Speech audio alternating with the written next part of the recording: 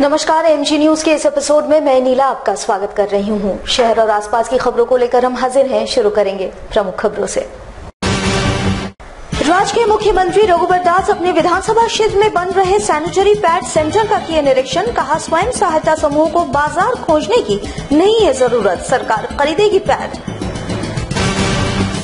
जमशेदपुर से 60 किलोमीटर दूर टंगराइन में मध्य विद्यालय की छात्राओं में मासिक धर्म के संबंध में फैली भ्रांतियों को दूर करने के लिए चलाया जा रहा है विशेष अभियान। एक कविता सुनाने पर फ्री में दिखाई जाएगी अक्षय कुमार की फिल्म पैडमैन।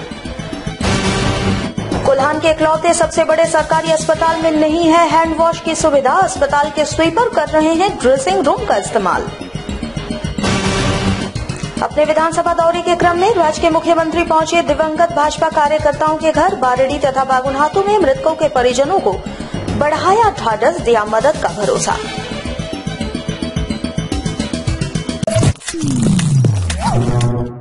अब खबरें विस्तार से। झारखंड राज्य के मुख्यमंत्री रघुबर दास 2 दिवसीय दौरे पर जमशेदपुर में हैं। वहीं इस दौरान उन्होंने अपने विधानसभा क्षेत्र में चल रहे सैनिटरी पैड सेंटर का निरीक्षण किया। उधर महिलाओं का हौसला अफजाई करते हुए मुख्यमंत्री ने ऐलान किया कि स्वयं सहायता समूह और महिला समूह नैपकिन बनाएं। वहीं उन्होंने कहा कि स्वयं सहायता समूह को बाजार खोजने की जरूरत नहीं है, सारा पैड झारखंड सरकार खरीदेगी। वहीं उन्होंने कहा कि प्रति वर्ष 25 लाख का पैड राज्य सरकार खरीदती है, लेकिन अब स्वयं सहायता समूह और महिला समूह से सीधे स्वास्थ्य विभाग खरीदेगी, ताकि महिलाओं को स्वावलंबी बनाया जा सके और महिलाएं अपने पैरों पर खड़ी हो सके। वहीं उन्होंने कहा, प्रधानमंत्री नरेंद्र मोदी का सपना है कि देश में कोई गरीब न हो और सभी के पास रोजगार होनी चाहिए। और प्रधानमंत्री नरेंद्र मोदी के सपने को साकार करते हुए राज्य की महिलाओं को स्वावलंबी बनाने को लेकर राज्य सरकार भी वचनबद्ध है। यहाँ भी हमने देखा, बागुनातों की महिलाओं ने 15 महिलाओं की ग्रुप बनाया, नेपकिन बनाने का काम कर रहे हैं। अब इसका मार्केट ये लोग नहीं है। ये बात हमारे ध्यान में आई थी, तो हम लोग भी स्कूल में बच्चियों को नेपकिन देते हैं। हर साल राज्य सरकार 25 करोड़ रुपए का नेपकिन ठेकेदार के द्वारा से खरीदा। इस बार बजट में हमने घोषणा किया कि राज्य की जो हमारी स्वयं सहायता महिला ग्रुप नेपकिन बनाएगी, वो नेपकिन सारा राज्य सरकार हेल्थ विभाग खरीदेगा। सारे स्कूल के बच्चियों को ये नेपकिन, ताकि हमारी राज्य की बहनों को स्वरोजगार के माध्यम से अपने पैर पर खड़ा हो सके। ये प्रधानमंत्री जी का जो सपना है, हर गरीब का आय को दुगुना करना। तो ग्रामीण छोटे छोटे ग्राम उद्योग से हम झारखंड को अपने पैर पर खड़ा होने का हमारी सरकार ने निर्णय। जमशेदपुर के सुदूर ग्रामीण इलाकों के टंगराइन मध्य विद्यालय में ग्रामीण लड़कियों में मासिक को लेकर फैली भ्रांति को दूर करने को लेकर स्कूल प्रबंधन ने एक नई शुरुआत की है। अब से जो लड़की एक कविता सुनाएगी, उसको अक्षय कुमार की फिल्म पैडमैन मुफ्त में दिखाई जाएगी। इसके लिए एक कविता प्रतियोगिता रखी गई, जिसमें बड़ी संख्या में छात्राओं ने हिस्सा लिया। जमशेदपुर से लगभग 60 किलोमीटर सुदूर ग्रामीण इलाके का ये टंगराइन मध्य विद्यालय है, जहां अधिकतर आदिवासी बच्चे स्कूल में पढ़ाई करते हैं। यहाँ के ग्रामीण लड़कियों को मासिक के प्रति जागरूकता नहीं होने के कारण इनको इस दौरान काफी कठिनाइयों का सामना करना पड़ता था। इन लोगों में जागरूकता लाने के लिए झारखंड में पहली बार इस स्कूल ने बीड़ा उठाया है। ग्रामीण इलाकों की बच्चियों को जागरूक किया जा रहा है। इसके लिए स्कूल में एक कविता प्रतियोगिता शुरू की गई है। इसमें जो लड़की कविता सुनाएगी, उसे अक्षय कुमार की फिल्म पैडमैन दिखाई जाएगी, वो भी बिल्कुल मुफ्त। इस प्रतियोगिता के शुरू में सबसे पहले मासिक की जानकारी दी गई, फिर लड़कियों के बीच शपथ दिलवाई गई कि सभी इस संदेश को अपने गांव में सभी महिलाओं के साथ बांटेंगी और उन्हें जागरूक करेंगी। इसमें बड़ी संख्या में छात्राओं ने हिस्सा लिया। विद्यालय में एक प्रतियोगिता रखी गई है, जिसमें अक्षय कुमार की फिल्म पैडमैन फिल्म दिखाने ले जाएंगे। उसमें क्या शिक्षा मिलती है उसके बारे में। इस प्रतियोगिता का 2 उद्देश्य है। एक तो बच्चियां चुप रहती हैं, ज्यादा बोलती नहीं हैं, तो कविता के माध्यम से हम लोगों ने सोचा कि बच्चों को बोलने की क्षमता में वृद्धि हो, इसके लिए कविता प्रतियोगिता का आयोजन किया। साथ ही गांवों में माहवारी स्वच्छता के प्रति जागरूकता कम है, इसे बढ़ाने के लिए, जागरूकता लाने के लिए अक्षय कुमार की एक फिल्म आ रही है पैडमैन। उस पैडमैन में माहवारी स्वच्छता के बारे में जानकारी दी गई है तो मैंने चाहा कि लड़कियों को इसकी जानकारी होनी चाहिए, तो लड़कियों के बीच यह प्रतियोगिता आयोजित की गई है। जो भी लड़कियां कविता सुनाएंगी उन्हें हम लोग पुरस्कार स्वरूप पैडमैन फिल्म दिखाएंगे। कोल्हान का सबसे बड़ा और इकलौता सरकारी अस्पताल है एमजीएम, और इस अस्पताल में हैंड वॉश की व्यवस्था नहीं है। इतना ही नहीं, इमरजेंसी में एक भी बेसिन नहीं है, जिसके कारण मरीज और मरीजों के परिजन तथा स्वीपर भी काफी परेशान है। आपको बता दें कि अस्पताल में स्वीपर ड्रेसिंग रूम का इस्तेमाल करते हैं और ड्रेसिंग रूम स्वीपर रूम बन चुका है। इमरजेंसी वार्ड के इस ड्रेसिंग रूम में वैसे मरीजों का इलाज होता है जिनकी स्थिति काफी नाजुक होती है और ये इलाका अति संवेदनशील माना जाता है, लेकिन ड्रेसिंग रूम में चारों तरफ कचरा भरा पड़ा है और दूसरी तरफ इलाज हो रहा है, कारण कि अस्पताल में बेसिन और बाथरूम नहीं है। वैसे सभी स्वीपर ड्रेसिंग रूम के बाथरूम का ही इस्तेमाल कर रहे हैं और यही कारण है कि ड्रेसिंग रूम में कचरा भरा पड़ा है। इस मामले में एमजीएम अस्पताल के अधीक्षक से बात करने की कोशिश की गई, लेकिन अधीक्षक ने बात करने से ही मना कर दिया। वही सवाल बहुत बड़ा था, जिस अस्पताल में लोग इलाज कराने आते हैं और वही अस्पताल में गंदगी बीमारी को दावत दे रही है, तो आप खुद समझ सकते हैं क्या है स्थिति। अस्पताल लोगों को जिंदगी देगी या मौत। अस्पताल में इलाजरत मरीजों के परिजनों का कहना है कि बैठने के लिए एक टेबल तक नहीं है, जबकि हर बेड के सामने एक टेबल कम से कम होना चाहिए ताकि अटेंडर बैठ सके। इतना ही नहीं, मरीज को जो भोजन दिया जाता है वो मरीज बेड पर ही रखकर खाते हैं और हाथ धोने के लिए खुले मैदान में उन्हें जाना पड़ता है। टेबल नहीं है, हाथ धोने का मतलब बेसिन भी नहीं है, बाहर जाते हाथ धोने बाहर जाते हैं जी। मजदूरी में बैठते हैं, क्या करें, नीचे जगह न सफाई होता न जल्दी, गंदा ही रहता दिन भर। बैठने का नहीं है, हाथ धोने का कुछ नहीं है, बैठने का कोई टेबल होना चाहिए था। खाना रखने का सब नीचे में रहता है। पिछले दिनों जमशेदपुर पूर्वी विधानसभा क्षेत्र में भाजपा कार्यकर्ताओं के घर मुख्यमंत्री पहुंचे, जहां उन्होंने दिवंगत कार्यकर्ताओं के परिजनों का हौसला बढ़ाया। जमशेदपुर पूर्वी क्षेत्र अंतर्गत बारेठी और बागुनहातू इलाके में दिवंगत भाजपा कार्यकर्ताओं के घर सोमवार को राज्य के मुख्यमंत्री पहुंचे। सोमवार की सुबह मुख्यमंत्री अपने विधानसभा इलाके में भ्रमण के दौरान निकले, जहां से वे भाजपा कार्यकर्ताओं के घर पहुंचे। यहां उन्होंने दिवंगत कार्यकर्ताओं के परिजनों का हौसला बढ़ाया तथा उन्हें मदद करने का भी भरोसा दिलाया।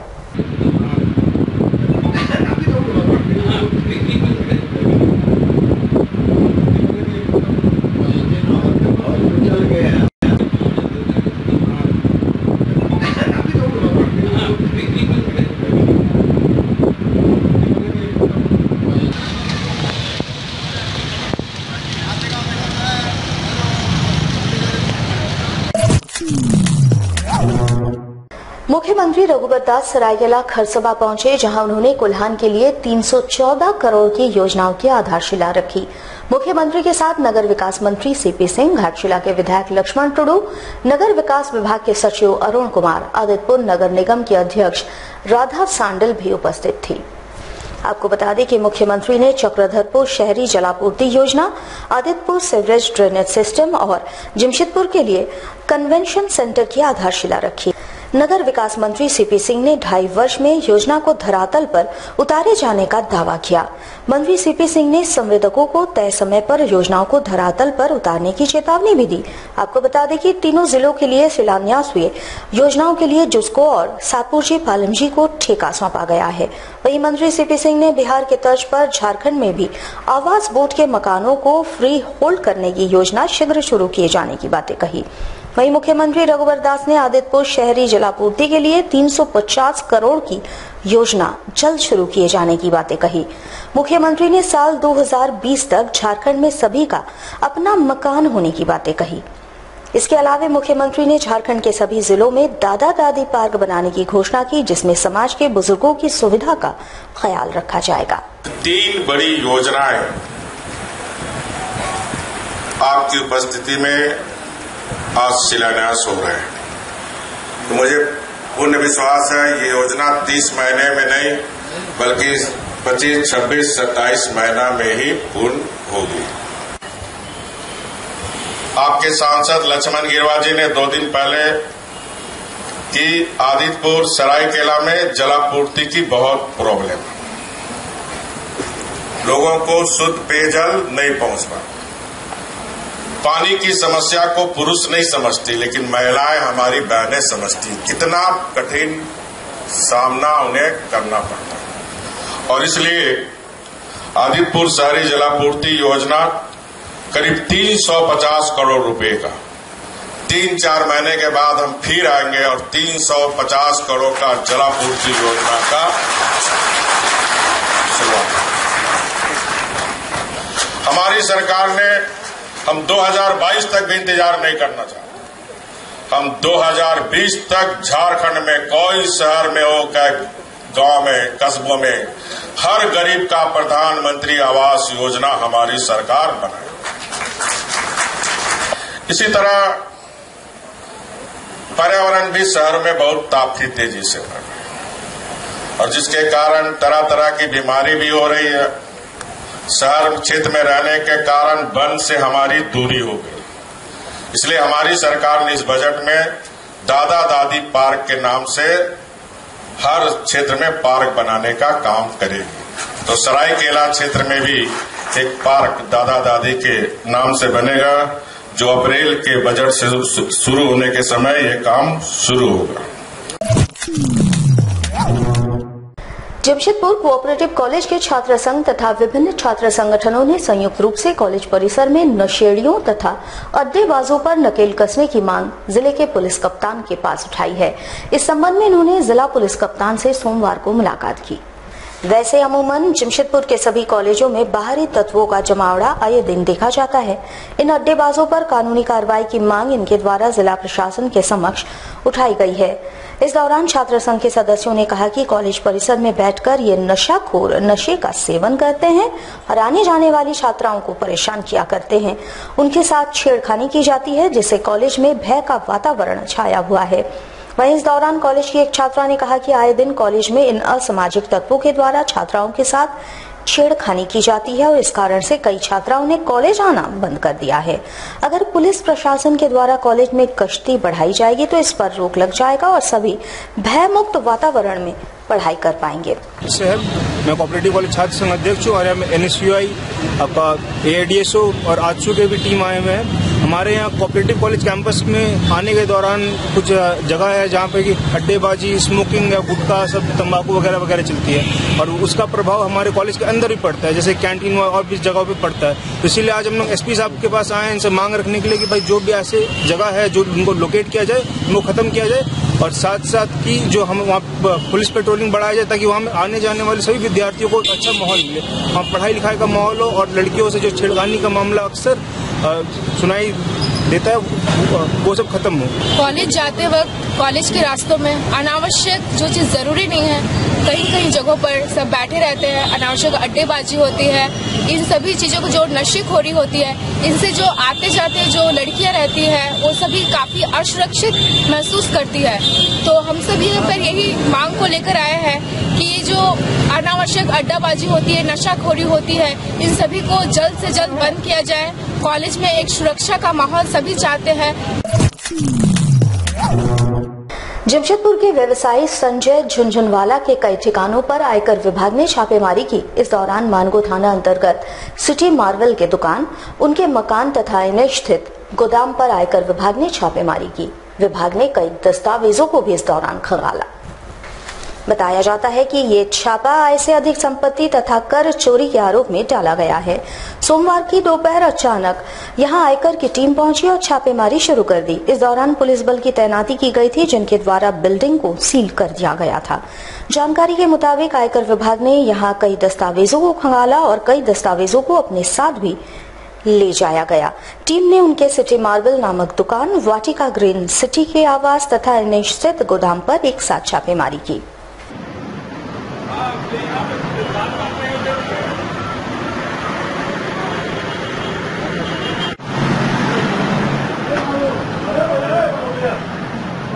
सिटी मार्बल वाला ले लो।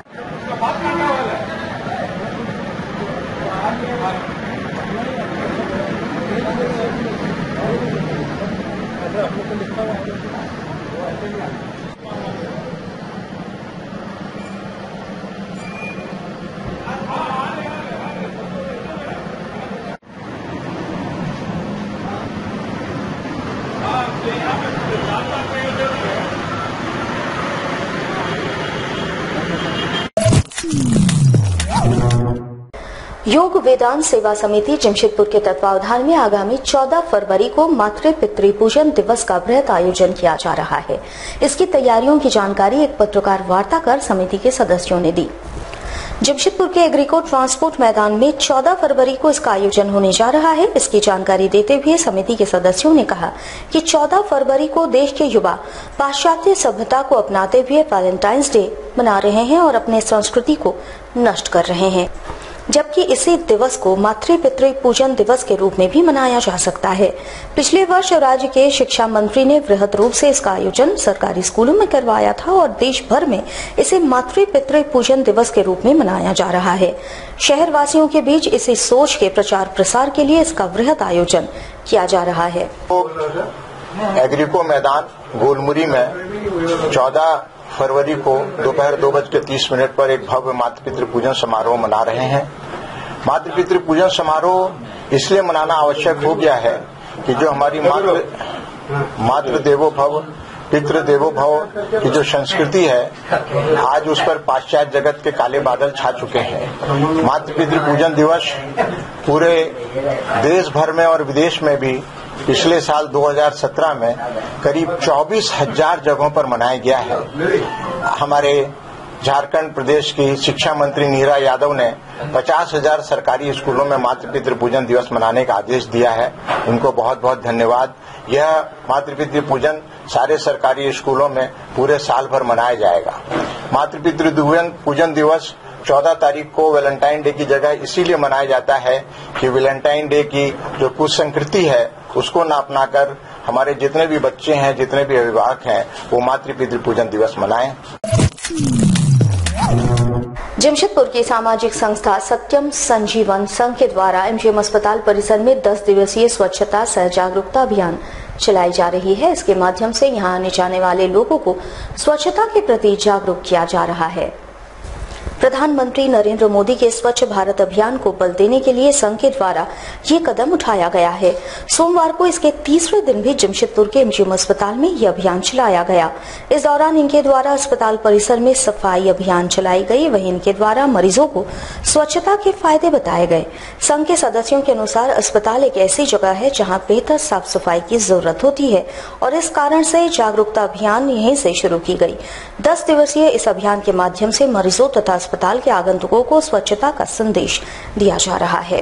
स्वच्छता अभियान के लिए यहाँ पे आने जाने वाले लोगों को उसके प्रति जागरूक करने के लिए आए हैं और यह सपना हमारे महात्मा गांधी राष्ट्रपिता बापू जी का था, जिसकी पहल के लिए हमारे प्रधानमंत्री मोदी जी ने एक कदम उठाया है, सबका साथ सबका विकास। तो हम लोग यहाँ चाहते हैं कि एक हाथ से कुछ होगा नहीं और हर इंसान अगर इस चीज़ के लिए जग जाते हैं, अपने इर्द गिर्द सफाई रखते हैं, तो जितनी भी खर्चा स्वच्छता अभियान के लिए हमारी सरकार कर रही है उसमें कुछ बचत हो पाएगी और दूसरे की भला हो पाएगी। इसलिए हम लोग चाहते हैं कि हर एक आदमी इसके प्रति जागरूक हो जाए और वो भी अपना इस के प्रति फर्ज समझे कि स्वस्थ रहना कितना ज़रूरी है। और आज से लेकर हम लोग 10 दिनों तक पूरी यहाँ एमजीएम अस्पताल में स्वच्छता के प्रति लोगों को यहाँ जागरूक करेंगे। जमशेदपुर के चूना शाह बाबा झुग्गी झोपड़पट्टी विकास समिति के तत्वावधान में अपने लिए मौलिक सुविधाओं की मांग को लेकर जिला मुख्यालय में प्रदर्शन किया गया। साथ ही जिले के उपायुक्त के समक्ष 8 मांगे रखी गई। इनके द्वारा जिले के उपायुक्त से इस दौरान मुलाकात की गई, साथ ही अपनी समस्याओं से उन्हें अवगत कराया गया। ये बस्ती इस इलाके में लगभग पिछले 50 वर्षों से बसी हुई है। देश के प्रधानमंत्री के द्वारा गरीब तबके के लोगों के लिए कई कल्याणकारी योजनाएं चलाई जा रही है, लेकिन उसका लाभ इन्हें नहीं मिल रहा है। इस दौरान इन्होंने कहा कि सरकार की तरफ से उज्ज्वला योजना, पेंशन योजना, रोगग्रस्त लोगों के लिए चिकित्सा सुविधा, साथ ही कई ऐसी और योजनाएं शामिल है जिसमें से किसी का लाभ भी इन तक नहीं पहुंचता है। इन्होंने कहा कि अगर गरीबों के लिए बनी योजनाएं गरीबों तक ही नहीं पहुंचे तो योजनाओं का कोई लाभ नहीं है। इन्होंने जिले के उपायुक्त के समक्ष मांग उठाई है कि इस पर त्वरित कार्रवाई करते हुए गरीबों को इंसाफ दिलवाई जाए।